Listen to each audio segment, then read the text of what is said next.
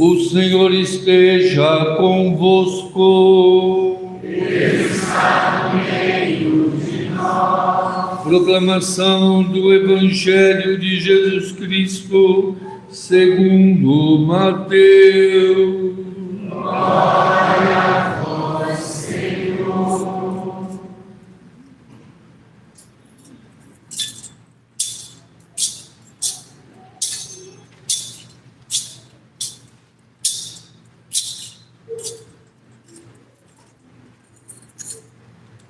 Naquele tempo, Jesus foi à região de Cesareia de Filipe e ali perguntou a seus discípulos: quem dizem os homens ser o Filho do Homem?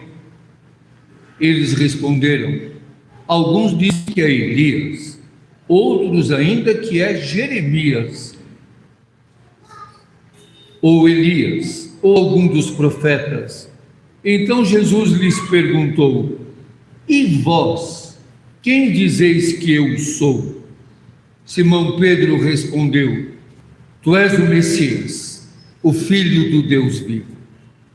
Respondendo Jesus lhe disse: feliz és tu, filho de Jonas, porque não foi um ser humano que te revelou isso, mas o meu Pai que está no céu. Portanto, eu te digo que tu és Pedro, e sobre esta pedra construirei a minha igreja, e o poder do inferno nunca poderá vencê-la. Eu te darei as chaves do reino dos céus. Tudo que tu ligares na terra será ligado nos céus, e tudo que desligares na terra será desligado nos céus. Palavra da salvação. Glória a vós, Senhor. Aleluia, aleluia. Aleluia, aleluia. Aleluia, aleluia. Aleluia. Podemos nos sentar. Meus irmãos, minhas irmãs, hoje nós celebramos a solenidade de São Pedro e São Paulo. E hoje é o martírio, a celebração do martírio de Pedro e Paulo. Por isso, nas duas primeiras leituras, nós ouvimos a paixão de Pedro e a paixão de Paulo. O segmento de Jesus é um segmento martirial, quer dizer, é um segmento de testemunho. Ninguém pode seguir Jesus e ficar tudo do mesmo jeito. O segmento de Jesus traz incompreensão também, traz alegria, traz realização, mas também perseguição, falta de entendimento, manipulação. Seguir Jesus é um desafio. Todos nós sabemos. E nós seguimos Jesus no momento concreto da nossa vida. O segmento de Jesus não é o mesmo ontem, hoje. Jesus é o mesmo ontem, hoje e sempre. Mas nós o seguimos no momento preciso da história. Nós não podemos viver prescindindo a história, o momento que nós vivemos. Mas me chamou muito a atenção na leitura dos Atos dos Apóstolos, dizendo assim: naqueles dias o rei Herodes prendeu alguns membros da igreja para torturá-los. A tortura está sempre presente na vida, está sempre presente na história. A tortura física, mas a tortura psicológica, a tortura emocional, a tortura do subjetivo das pessoas. E aí isso gera muitos abusos, e usar da fé para torturar, para manipular, para abusar espiritualmente das pessoas é inaceitável. O Herodes percebeu, matando Tiago à espada, que isso agradava ao povo. E hoje nós vemos que torturar presos, torturar pessoas com uma socialização divergente da dominante, gera no nosso povo aceitação da tortura.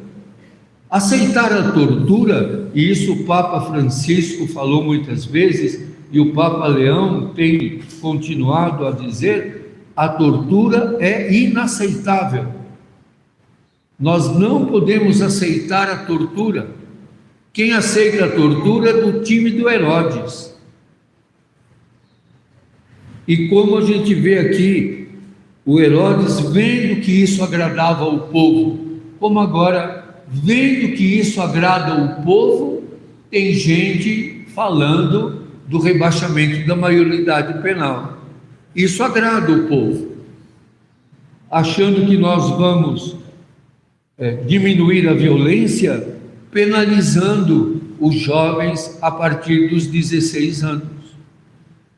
E há quem nesse momento, que é um momento difícil, que é um momento pré-eleitoral, que usa essa bandeira do rebaixamento da maioridade penal como solução para a questão da violência que nós vivemos, das situações difíceis que vivemos.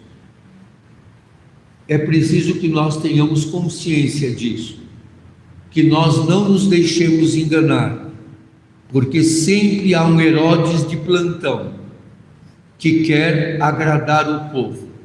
Hoje, se no Brasil se fizer um plebiscito a favor ou contra a pena de morte, vai ganhar a favor.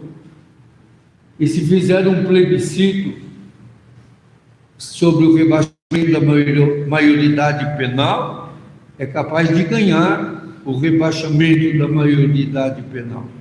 Porque o Herodes de plantão, os Herodes de plantão, querem agradar o povo, enganando, manipulando a consciência do nosso povo. Ao invés de termos um povo crítico, compromissado, nós acabamos tendo a maioria do nosso povo manipulado. E os poderosos sabem muito bem o que agrada ao povo. Nós precisamos ter muita atenção para não sermos aprisionados pelos interesses dominantes. E pelos interesses dominantes no mercado. Estava comentando agora mesmo sobre a encíclica do Papa Leão, Magnificat Humanitas, onde ele fala da dignidade humana na era da inteligência artificial e como os meios digitais são uma nova escravidão. E estávamos comentando, depois eu vou pedir para o doutor Antônio falar sobre isso para nós, como as bets estão aprisionando o povo e arruinando a vida das pessoas, tornando as pessoas inadimplentes, enlouquecidas, desequilibradas, porque entram na facilidade de quem quer lucrar em cima do sofrimento dos outros. E não importa que destrua a família, que destrua os laços familiares. E o Papa Leão, nesta encíclica, propõe, como muitos têm proposto, a tutela e a regulamentação das mídias digitais, que precisam ser regulamentadas, como agora já temos o ECA digital. É preciso ter o controle e nos libertarmos de toda forma de escravidão. As correntes, como as correntes de Pedro, precisam cair. Os portões, como os portões da prisão do Pedro, precisam ser abertos. E são muitas as correntes que hoje nos atingem.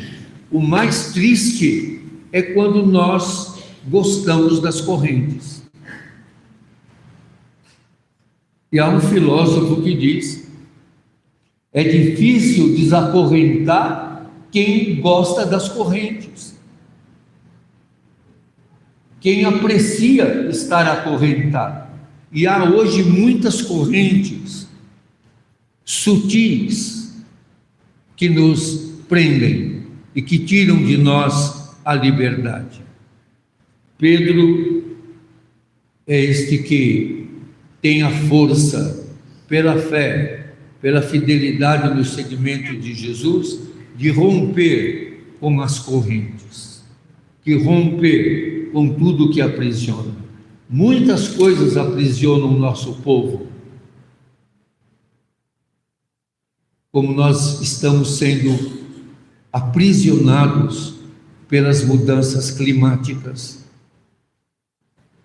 E a maior parte do nosso povo nem sabe por que está sofrendo as mudanças climáticas. Vocês vejam na Europa, Roma, Paris, Madrid, várias regiões aos 42, 45 graus de temperatura, por esse fenômeno El Niño. O número de pessoas que estão morrendo, crianças, idosos, vítimas da mudança climática. E logo esse fenômeno vai chegar aqui para nós também, ainda no próximo mês de agosto. Nós teremos o Nordeste mais seco, o Sul vítima das enchentes, e aqui na nossa cidade um aumento muito grande das ondas de calor e de altas temperaturas. Numa cidade onde não há bebedouros públicos, onde não há acesso à água, e aonde os nossos reservatórios estão com medida alarmante. Aí nós poderemos até ter aparelhos de ar-condicionado, mas não teremos energia para fazê-los funcionar.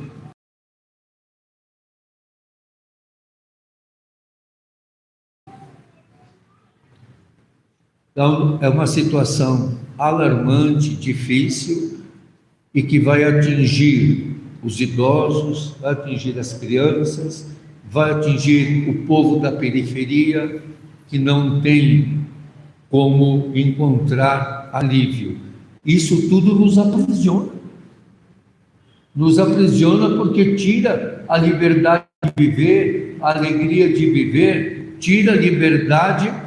Vocês imaginem os trabalhadores que trabalham pelas ruas, como os entregadores, como os funcionários dos Correios, como os funcionários da limpeza pública, que têm que trabalhar na rua a 40 graus de temperatura, sem ter acesso à água potável. E os que trabalham em condições também insalubres. Essa primeira leitura, que fala da prisão de Pedro, fala da prisão a que nós também estamos submetidos. E fala como que torturar o povo alegra a alguns. Como tirar a alegria, a esperança do povo e torturar esse povo. Quem se importa hoje com os encarcerados? Quem se importa hoje com os jovens privados de liberdade? Quem se importa com as mulheres que estão presas?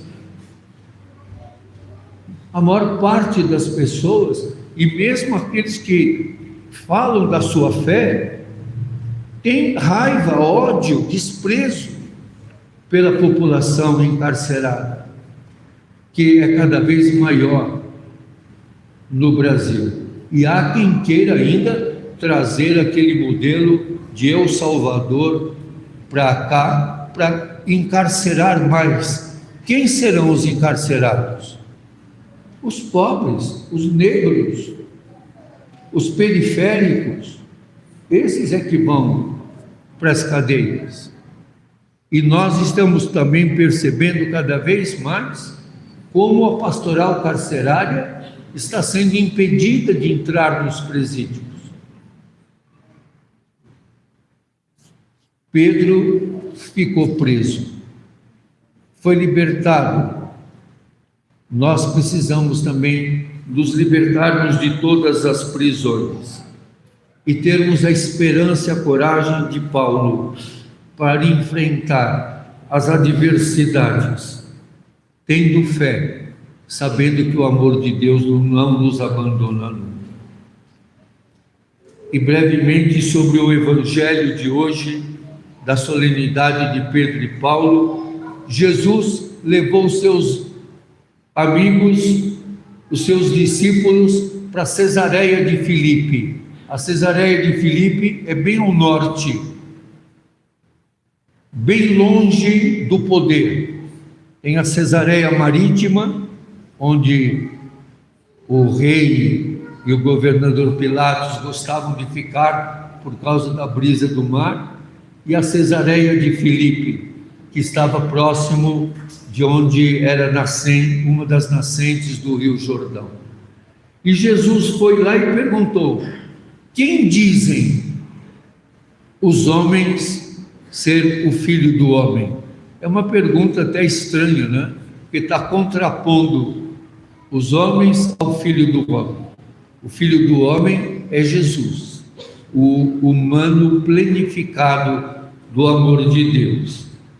E a resposta foi decepcionante, porque alguns diziam que ele era João Batista, outros que eram Elias, e outros o Jeremias, ou algum dos profetas. O povo ligava Jesus ao passado, ligava Jesus aos profetas do passado, que foram fortes, que foram firmes, que foram martirizados, perseguidos, mas eles não entendem a novidade de Jesus. Por isso eles ligam Jesus ao passado e não ao novo, a nova proposta de Jesus, que no Evangelho de Mateus está no capítulo 5, nas bem-aventuranças. Por isso Jesus pergunta: e vocês? Quem dizem que eu sou? E aí vem no texto, um responde pelos outros. É Simão Pedro. Eu sempre digo para vocês, quando aparece escrito Simão Pedro, ele vai dar um fora e um dentro. Quando se fala Simão, ele vai falar certo. Quando fala Pedro, ele vai dar um fora. Então aqui fala Simão Pedro. Ele deu um dentro e um fora. Ele diz: tu és o Messias, o Filho de Deus. Aí a gente tem que ver o que ele falou aqui, que ele deu um fora, não entendeu, e o que ele entendeu. Ele entendeu que Jesus é o Filho de Deus, não é o filho de Davi. Porque na Bíblia, ser filho não significa uma questão biológica, mas a semelhança. E ele deu um fora quando ele diz: tu és o Messias. Todos nós que estudamos gramática sabemos que o é um artigo definido. Então, quando ele diz tu és o, ele está definindo qual Messias. E quando define o Messias, ele está falando do Messias que está na cabeça deles, que é poderoso, que é guerreiro, que é militar, que usa da força. Quando a gente lê o Evangelho, parece que estamos vendo as coisas que nós vivemos, né? E que continuamos vivendo. Por isso que ele deu fora. Jesus é Messias, não é o Messias. E ele dá um fora quando diz o, porque ele define que Messias é Jesus, que é o filho de Davi, o guerreiro, o poderoso. Jesus é amoroso. É bem diferente. E quando ele respondeu isso, Jesus diz: feliz és tu, Simão. Aí ele já não fala mais, ele não refere como Pedro, só Simão, porque é a parte que ele acertou. Tu és o filho do Deus vivo. E diz para o Simão: filho de Jonas. Quem é o Jonas? Ah, é o pai do Simão. Não. O Jonas é o profeta que fez o quê? Deus pediu uma coisa, ele fez outra. Por isso que o Simão é filho do Jonas, porque ele fala uma coisa e faz outra. Será que nós somos filhos do Jonas também? Falamos uma coisa e fazemos outra. E ele vai dizer: porque não foi um ser humano que te revelou isso, mas meu Pai que está no céu. Por isso ele vai dizer: e você é o Pedro, é a pedra, é o tijolo, que vai fazer parte dessa construção. E vai fazer parte para proteger os que estiverem dentro. Por isso recebe as chaves. Por isso liga e desliga. Protege, guarda, confirma. O fundamento é Jesus. O fundamento é Jesus. A pedra sobre a qual se constrói é Jesus. Esse Jesus que é exigente no amor, que é compassivo, que ama de maneira incondicional, que nos liberta de todo mal. Que neste dia de São Pedro e São Paulo, nós possamos pedir a intercessão de Pedro e de Paulo, tão parecidos conosco e tão diferentes de nós, tão parecidos conosco na nossa fragilidade e nas nossas dificuldades, e neste momento tão diferentes de nós, porque enfrentaram o martírio e foram fiéis até o fim. Que nós possamos também buscarmos essa fidelidade com força e coragem e dizer àqueles que nos aprisionam e querem nos acorrentar: serei livre, porque vou seguir a liberdade de Jesus. Amém.